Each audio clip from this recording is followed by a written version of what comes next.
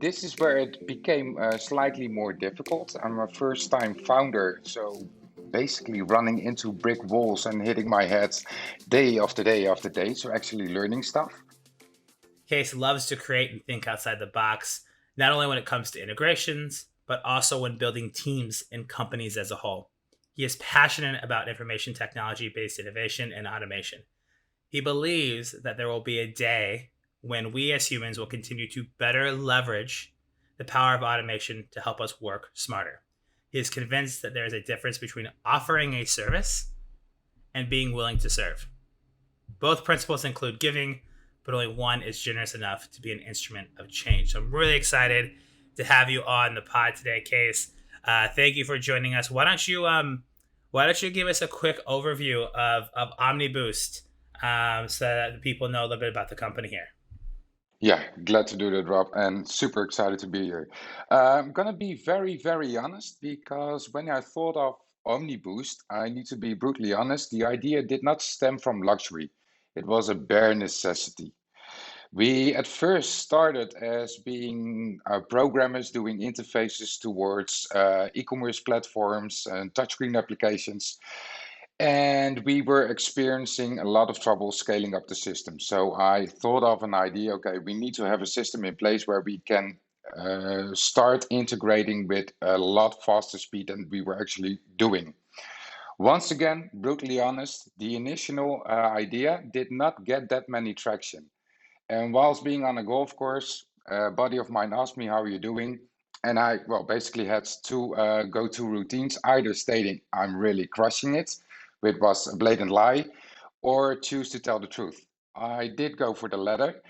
And based on that, I got the opportunity, thanks to Marco Hamelink and Ronald Dekker, to start using my technology for accounting firms, making sure that legacy systems got connected to to accounting platforms.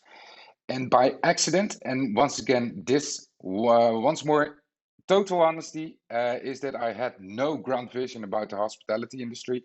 I had sheer luck, came across a PMS system that needed to be integrated with an accounting platform. We pulled it off within a couple of days. People were stating, "You guys can't." We actually did. They reviewed. Casey got on a plane, signed his first deal, and 3 years later, here we are. Omniboost Hospitality, Accounting, and Tech, operational 50 countries. We manage like 70 receiving accounting platforms with 26 plus partners and over 1,200 integrations running through our pipelines each day. That that is amazing, right? To hear, okay, we thought we could do something better. We tried it. It didn't quite go the way you planned. And then, Correct? I through was through like, your like, oh shit, what are we doing yeah, now? crap. Yeah, yet But another idea down the drain. Yes, yeah, correct. but what I love about that story though is that there's this moment, right, when you're on the golf course and you're talking to a buddy and somebody else says, "Hey, what about this market?" Right? And what I think is really interesting when we think about entrepreneurship, when we think about innovation, is that ideas are going to come from anywhere and everywhere. And if you had decided to go through your normal routine, I am fucking crushing it, right? How many times? And I know this is definitely it's a U.S. thing, right? And I know in Europe it's a little bit different culturally, but they started to do Yep. this. Is that you don't tell people when you're hurting. Hey, how you doing today? Oh, I'm good. No shit, I'm not good. I just missed the train. I ran late. I'm sweating. I haven't had my coffee yet. I stink, and I have to sit in this all day. Like we don't want to say that we're not okay, right? And as entrepreneurs, even more so because people already think you're crazy for starting a business and doing these Yeah. things. So for many of us and for many out there entrepreneurs, we are afraid to say how we're really doing. But instead, what you did is something I talk all the time. You spoke with intention. Hey, Hmm. I've done this thing. It's not going the way I thought. And guess what? Boom, light bulb went off for somebody else. And now, amazing success. And one of the biggest lessons that he'll tell you, which is why in his intro he talked about service versus willing to serve, which we're going to get into in it shortly, is that we speak with intention. And when he had that mindset shift to stop bullshitting, speaking with intention, push things forward, that's when Omniboost saw huge growth. Coming back to your story, So prior to starting your own, I mean, you started another business, right? You had your company, and then you turned it into a product. But before that, you'd spent years as in consulting and advising on integrations and the technology. What made you, or I guess, what was your passion to get into the technology world and be thinking about automation, be thinking about how IT-based innovation and automation can change the way we do business? What got you into that from an earlier age? From an earlier age, well, it's I have no tech background. I'm actually a master in the laws. I studied intellectual property and merger and acquisition, and intended to go and work for a law firm, but quite soon discovered that the being an attorney wasn't cut out for me. So started at a corporate finance agency, and those guys had an investment in an entity that was doing early stage artificial intelligence, and bam, I got hooked immediately. I was like, okay, no more law for case, tech, this is it. So I tried to teach myself as much as possible. I got one lucky break yet again. Financial crisis hit, and I really needed to think about, okay, am I gonna stay with this corporate finance company or start a business on my own? And decided, okay, now's the time, now or never, and actually started a business. And from there, learned basically all things via internet, Google, yeah, well, self-learning platforms, and gradually starting building team, one developer in, two developers in, support rep in, etc., etc. So that's where the story is. And what I love about tech is that it's never done. What's hip and happening today is ancient dinosaur tech tomorrow. And what you were stating in the intro, I think, well, I've got quite some energy, what people tell me. So I'm like, okay, woohoo, new stuff, let's go. Yeah. And yeah, that keeps me going. Yeah. Absolutely. And yes, for those that don't feel it yet, I'm sure it'll come out soon. You know, this is Case's first podcast, so he's probably holding back, but he is. Yeah, If correct. not, if not higher energy than I am when we actually do calls together, it is just like who could talk the loudest and the fastest sometimes. I was working in a whole different field in different spaces and had this amazing opportunity to work for a startup, and then I was hooked. Right. And I was like, wait, I want to learn about this entrepreneurial ecosystem. I want to run my own Hmm. business someday. And I think for many of us, especially when we think about entrepreneur minded millennials and Gen Z, even further, we were taught at some point you go to school, you take one step, the next step, and you go up this career path, the ladder. And what you go to school for, you have to do. And it's okay to have non traditional career path. It's okay to go to school for something, think you love it, go out into the world and do it and hate it, and then shift. And then shift Yeah. so fast that you build a company out of it, right? And so that's something that I love to see. So we talk about the business, right? And Omniboost and creating some really cool things. So tell me, you know, the pandemic hit here in 2020. Yeah. It's tough on everybody. And you're supporting the hospitality industry. Hospitality went to a grinding halt. Yep. Tell me, how did you retain customers? How did you go about talking to customers? How did you handle your customers? I mean, obviously you're you know, that hurt your business, but tell me about how did your team rally to talk to the customers, or what were some of the challenges you faced with your customers during the pandemic in the hospitality space that went to basically an absolute standstill? Yep. Yeah. Well, yeah. It was the actually the best vertical to be in, hospitality. So we were kind of scared. So, okay, what's gonna happen? And okay, how are our customers going to be survived? But I'd like to revert back to your intro, and this is one of our highest values in the company. It's having a willingness to serve and being hospitable.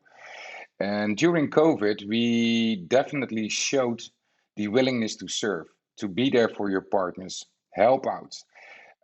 Using our automation level, though hotels were closed, they still needed to do tax audits. They still needed to do revenue reporting or whatever. So the necessity for an automation and technology like we offer still existed.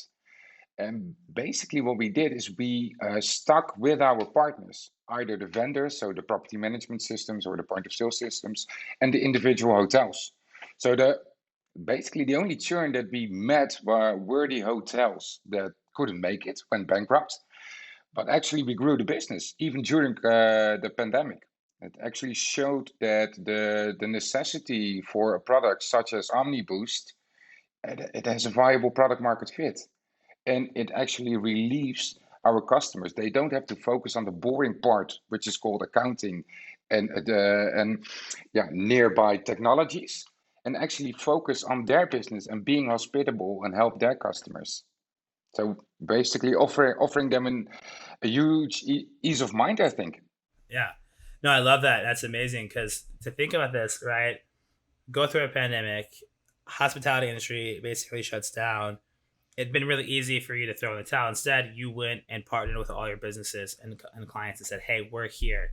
We have a willingness Hmm. to serve." And through that, what we saw through the pandemic is something uh, it was very eye opening. Most product innovation, especially in the software and technology space, has been derivative and it's small iterations, like another layer. So you're stacking just tech on tech on tech to make Hmm. every little thing one step faster. It's like, oh, you made this cool product. Let me just like do one other thing to make it one step faster. And when the Yeah. pandemic hit and we were cutting back on budgets, businesses realized what is necessary technology versus accessory technology. What is a need Hmm. versus a want or a nice to have.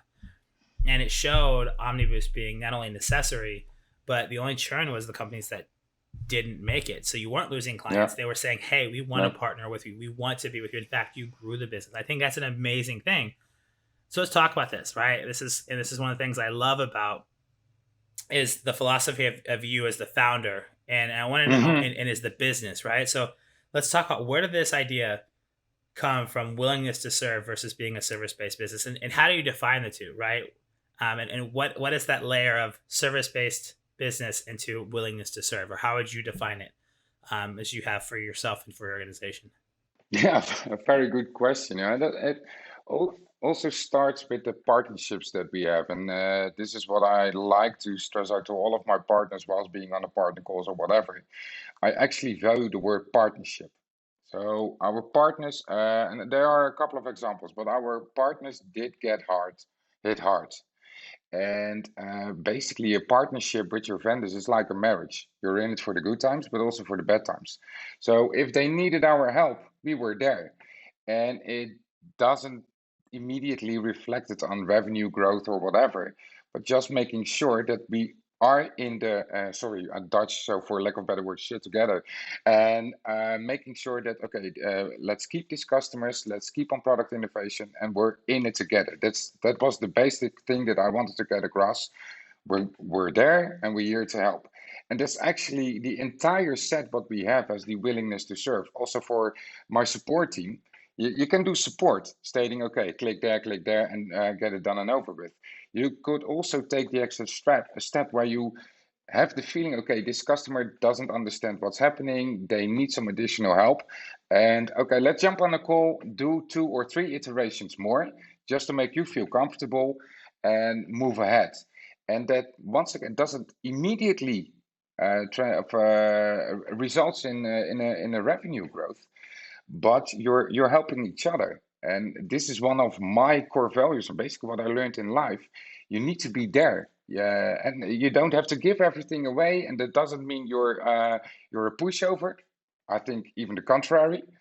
But yeah, it's in my genes, my DNA. I want to offer help and reach the dot on the horizon the together. Yeah, I love that. So it's that extra mile service, right? Yeah. And everyone talks about being service oriented, right? And by nature, many of our businesses are service oriented, especially when you think about what we do.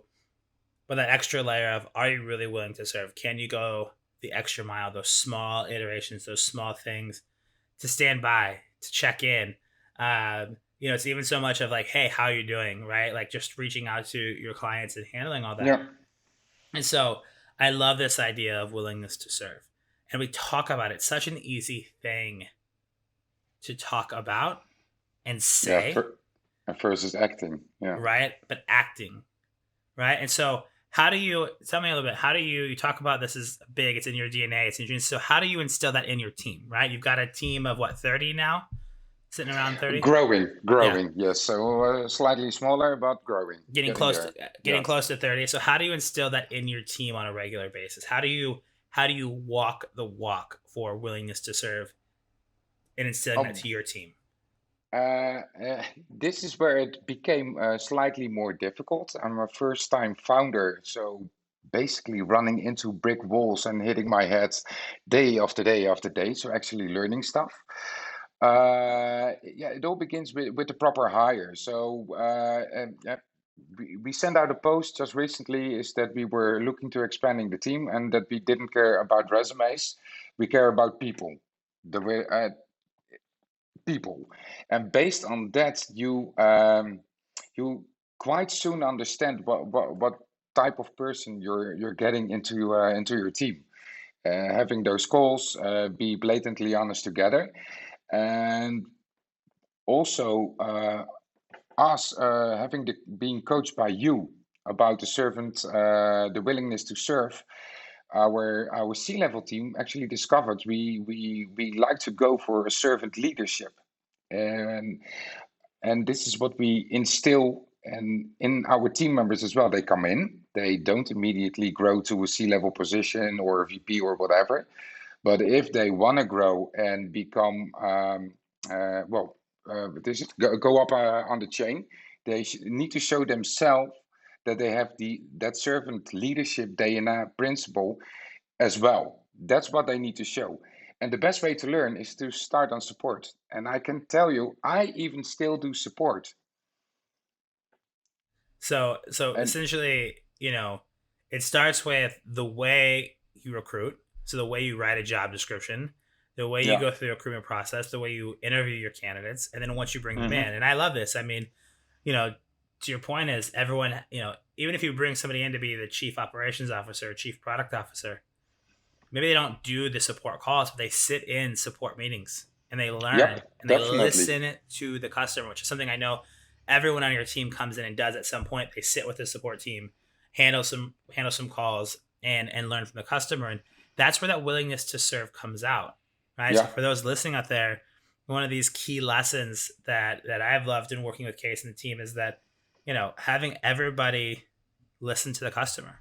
We talk about the voice of the customer all the time. We talk about, oh, we listen to our customers. But I always say, do you really? Has everyone on your C-level team sat in the support chair and listened to yep, those calls and been on the phone with the customer and actually doing that job? And that changes the game of how we think about our willingness to serve not only our customers, our future customers, but our employees, our definitely. coworkers, everyone we touch. And that actually expands out. And that's one thing I love. We talk about your team, and yeah, I've helped coach the team and really focus on not teaching them how to. We're talking a lot about servant leadership, and we're talking about how do we vocalize that servant leadership. And so, a lot of the work that we've done really is taking the internal value of willingness to serve, and how do we make that talk about that externally, which I think has been a lot of fun to see the team grow and do. And as we've been going through these conversations, we've talked about team growth. We're pushing up to Hmm. that 30 number here soon. You're looking to hire a few more people, and you're hitting this growth stage. We've got a lot of growth coming in, during the last year. So talk about what are some of the challenges of scaling, right? As we've hit this growth stage, as we're looking at growth, you and I've talked a lot about this one to one. I would love to share it with the audience here.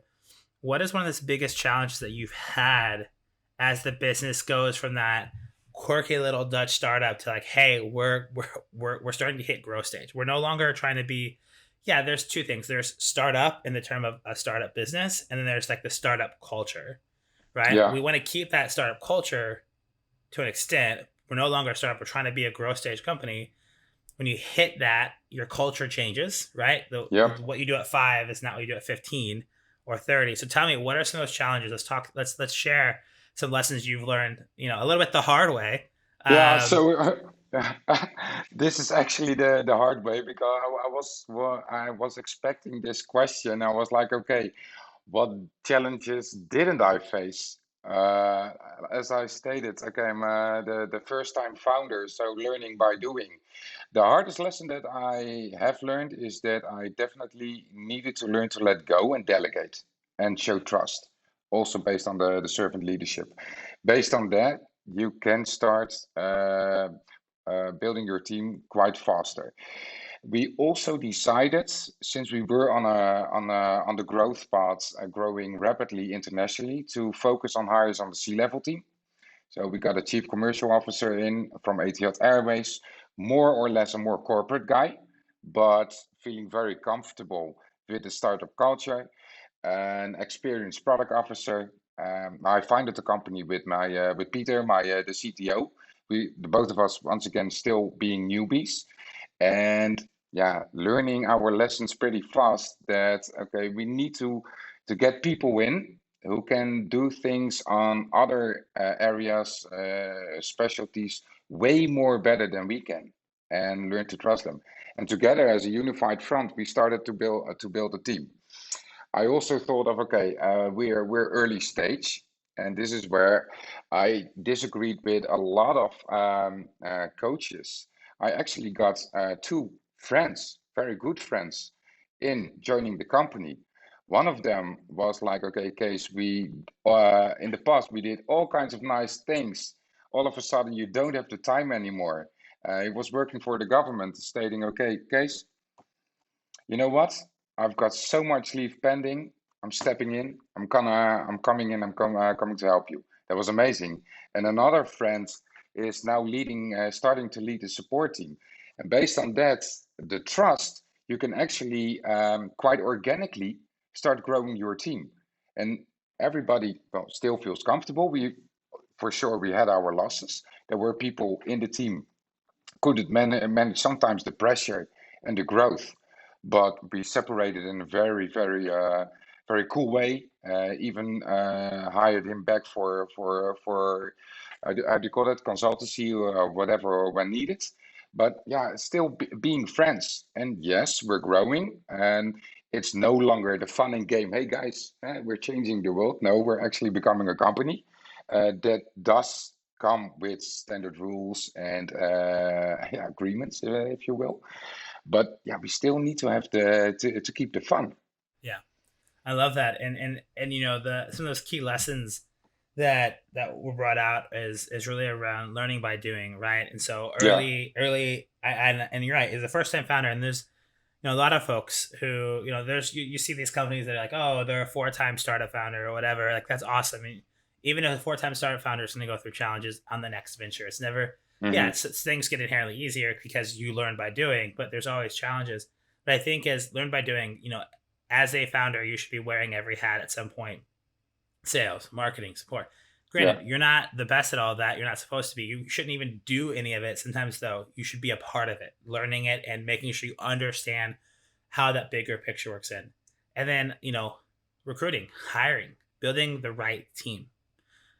yep, Bring in people that are smarter than you to do the things that need to get done. Delegate that, right? Because a yep, lot of founders are control freaks. They want to have their hand in everything. It's not possible. You don't have enough hours in the day. And this big piece, yep, give trust, which ties back to servant leadership, right? How can your employees be willing to serve our clients if they don't have the trust from you? You need to give them the trust and the space and the grace yep, to go do their job and serve properly, right? You instill that, you teach it, you talked about it from the early process, and then you instill it.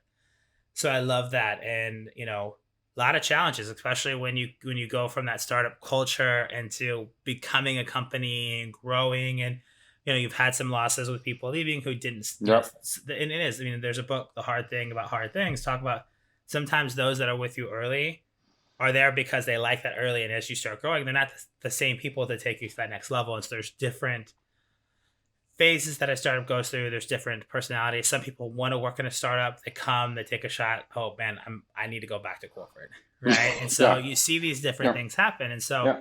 it's a big challenge, especially in your stage where Yeah, but you it's so need. much fun building this. Yeah, Yeah, yeah. So I love that. So you talked about we're working internationally. yeah, Um, you know, tell me a little bit as you're kind of managing international clients, how do you go about handling that, and what are some of the let's turn around that challenge. What are some of the things that you've enjoyed about scaling internationally, and so those lessons that you've learned that you feel has also just increased that mindset of willingness to serve? Yeah, the growth internationally luckily came also via the partnerships. And at first stage is managing all those different time zones with a very small team. I always joked with customers, if we were on a chat or a video call like this, now if you take a look at my eyes, it will reflect the time spent on the calls. But yeah, since you're growing your company, your passion, and the entire team showing the same passion, it's yeah, it's yeah, some sort of a mission you're on. The proud that you have when going to New York City and have your incorporated in do you say erected, or yeah, possibly the wrong word, of incorporated. Yeah. I'm still a Dutch guy, so sometimes I choose a wording that's not entirely correct. Yeah. Should be some fun over there as well. And then having the proud, being so proud of your own incorporate, setting up the team there. And once again, we were thinking way too easy about this. As you stated in the beginning, we're Dutch, so we have another mindset. We're very Calvinistic, so don't do that large things, and so just keep calm and well, keep being Dutch. Luckily, I'm myself, I think, quite enough energy for showing the enthusiasm about the product. Um, but soon coming to realize, okay, we need to start building international teams as well. And then reverting back to what we focused on is having the C levels in with their own network, their own partners, making sure that we can start building teams in the US. Unfortunately, we were literally we had the last flight out of JFK from Brussels Airlines when everything closed, and it was last year March. Uh, but now, on the verge of hiring the first members of the team in the States, making sure that we settle that. Also, come to the awareness. It needs to have full attention, so there needs to be a dedicated team. We very soon realized is okay, we need to have foot on the ground there. So okay, that's gonna happen. Luckily, I love the States, so I can't wait to come back. But also based on that, also expanding to the UAE and APAC by end of this year, and basically taking the same approach. I love that. To hear, you've got some international partners and growth, and then having a true plan. I think a lot of companies and a lot of founders are like, oh, I'm going to go to the US because it's the biggest market in the world. I should be able to pop in. Initially, we had the same approach, and this was thanks to Belgium and meeting guys like you saying, yeah, okay, but if you're gonna take this approach, it's up for failure. Yeah. Well, and that's, Valerie and Lawrence over at Belgium. The whole Yes. reason they put this on is that they understand this too, is that everyone says, "Oh, U.S. market, it's a $2 billion market. Even if we get 5%, that's multi-million. We're awesome." And it's like, well, do you realize that how hard that is to get 5%? You know how much competition's on the market you're fighting for. The fact that you got to build brand awareness, brand equity, trust, right? And so Hmm. so it sounds easier than it is. And so having a dedicated plan, and then also the way you're going to attack the UAE, which I know your chief commercial officer worked for a large airline in I think it was Yep. Abu Dhabi, in Dubai. So you have those connections in the UAE. So to be able to really build out these plans, and set up a clear strategy. And what founders need to understand is that when you go to a new market, especially a market like the US, you need to have a clear strategy and a clear team dedicating 100% of their time. You can do it This is long actually lines. where we learned from you. Yeah. And you Uh, can Put your money where your mouth is. Show it with some customers. What we actually did, and that helped growth a lot. right? I mean, I'm from Missouri, the show me state. I always joke. It's like, again, and I get this as Americans. When I lived in Europe, everyone's like, "Oh, Americans, they're kind of boisterous. They like to bullshit a lot. And, I can Mm-hmm. bullshit with the best of them. But when it comes down to it, I always, talk about is show me, right? It's don't tell me, show me. And actions speak louder than words, especially when you're a founder and you're building business, because myself included, founders, we have 1.5 million ideas. We get excited Mm-hmm. about ideas. Putting those ideas into Very much action, so. Yeah, tough to do. So I love it. And exciting to see, what you're building. When you look at the next 6 months, right? We look at H2 here of 2021. I know you've got, as soon as you can, trip to the US coming to get that settled. You've got the UAE coming up, definitely. building. What are you most excited about 2021 for the business, for Omniboost, and things that are coming, whether it be trip, Yeah. product, what? Oh, it's so much, Rob. It's world is opening up. I'm so happy to see happy customers again opening their doors, either being hotels and restaurants. We've got new products launching together with a large POS vendor where we connect multiple systems. We're doing high level accounting on aggregated data set, launching insights products. There's so much pending right now. So I'm hyper about basically the entire hospitality industry. And yeah, once again, doing amazing things together. And what I especially love is what I've seen happening with my team. We came up with a couple of products, and that actually are in total unity. So we do accounting, but it's also tech, it's also F&B, and also all those strategies coming together in one, yeah, ETL based data flow, and that's so amazing. So we're looking forward doing more chains, helping chains growing on aggregation data sets, and just taking another type of approach. And we stem from the finance, we come from finances. So we audit based on finance. How much time do you spend on room cleaning versus total payout for staff? Something entirely different than only, okay, 15 minutes. Yeah, it's good. And yeah, this is where you can hear the enthusiasm. We've got a POS connector. It's scaling as dot dot dot dot. So it's going pretty fast. Yeah. So for those that can't see Case's face right now, he's like blushing with just like pure joy talking about Yeah. the product side of things. And he wasn't kidding when he said he saw this idea of automation and was hooked.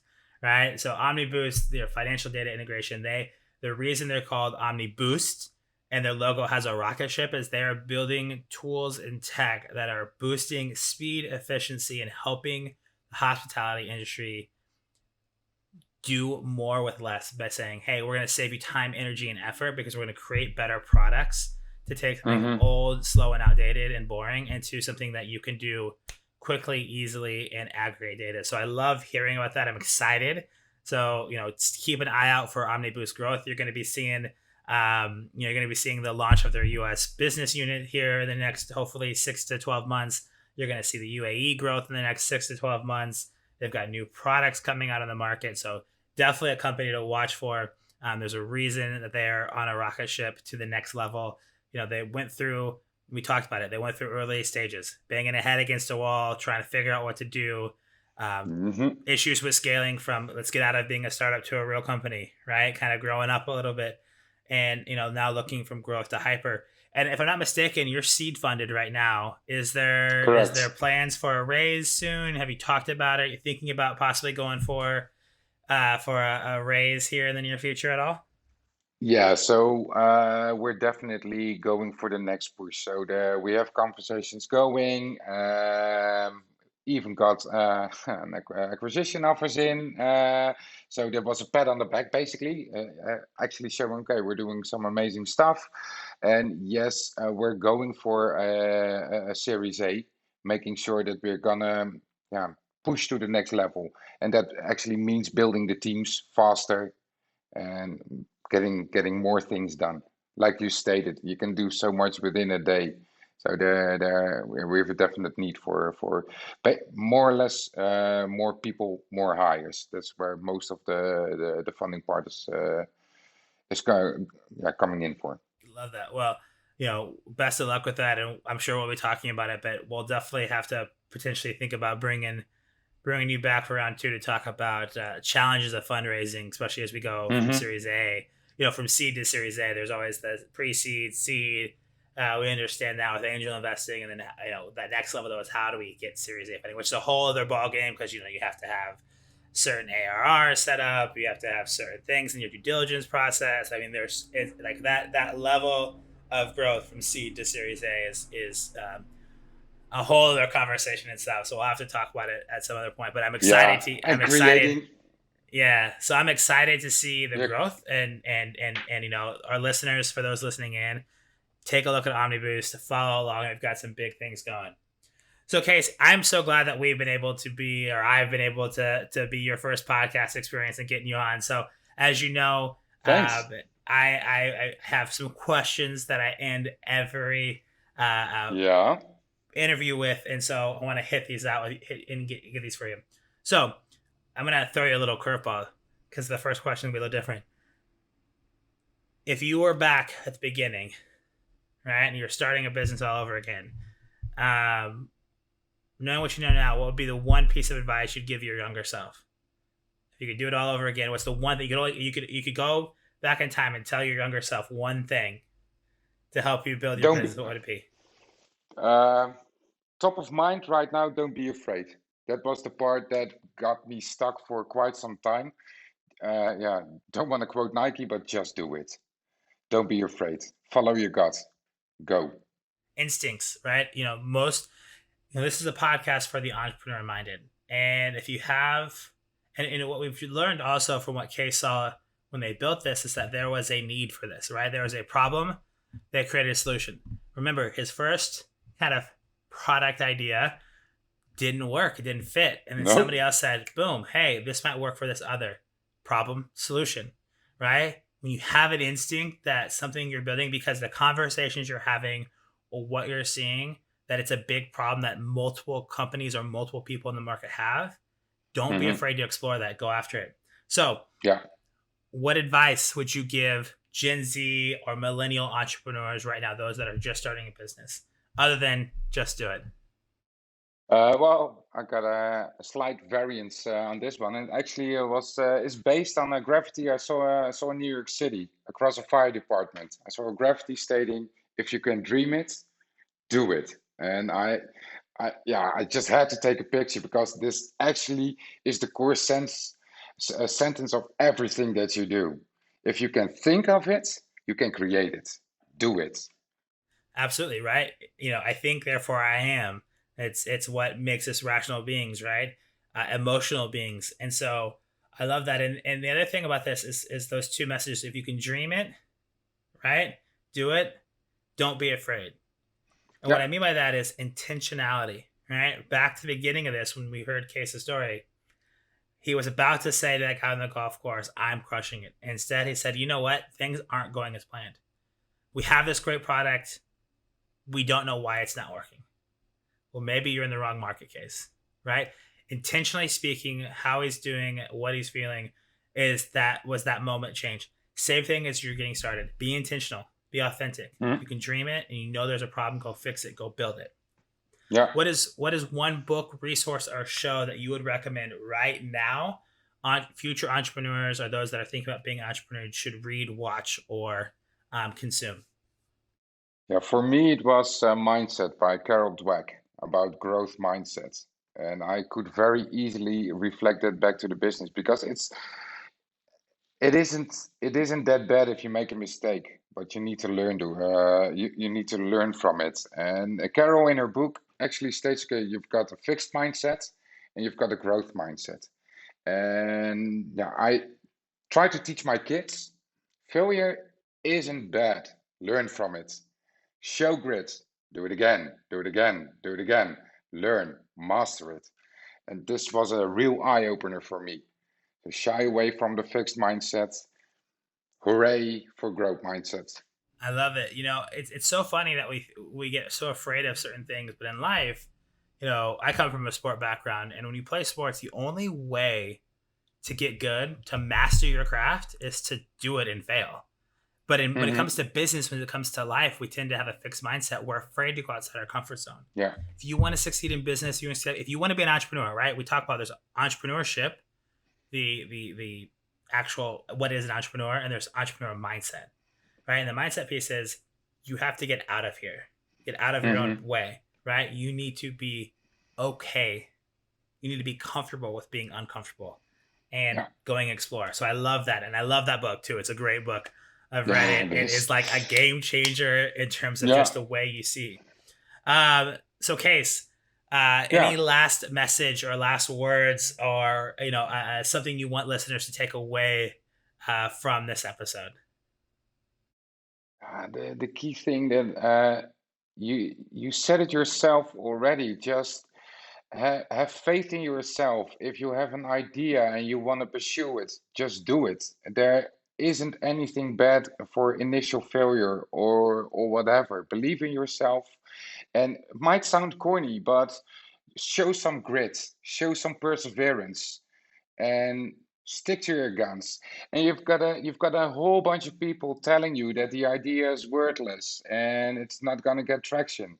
That's the core thing that I wanted to convey. Believe in yourself, follow your dreams. I love that. Right. And they say about the best laid plans, they're always going to go awry. So, you need to be adaptable, and good is better than perfect. Right. Get it out there, learn, iterate, test. Yep. Keep going. Love it. All right, Kees, that is it for the day. Where can they find you? How can people listening to this show find Kees? I'm not even going to try to say your last name again because I'll mess it up again. Where can we find Kees? Where should they look for you and follow you, the company? Where should we be looking for you? Mostly LinkedIn, Kees Zorge, our website, www.omniboost.io. If you ever want to come to visit us in the Netherlands, most people think they land at Schiphol and come over to us. No, we're actually more way down in the south, in a rural area, but you're more than welcome. And just check out the things that are happening. New York City already there, Dubai, Singapore, keep on looking, we'll be there. We're going to be everywhere. Bare Nation, thanks for listening to the bare necessities of entrepreneurship. If you enjoyed this episode, please subscribe and leave us a review.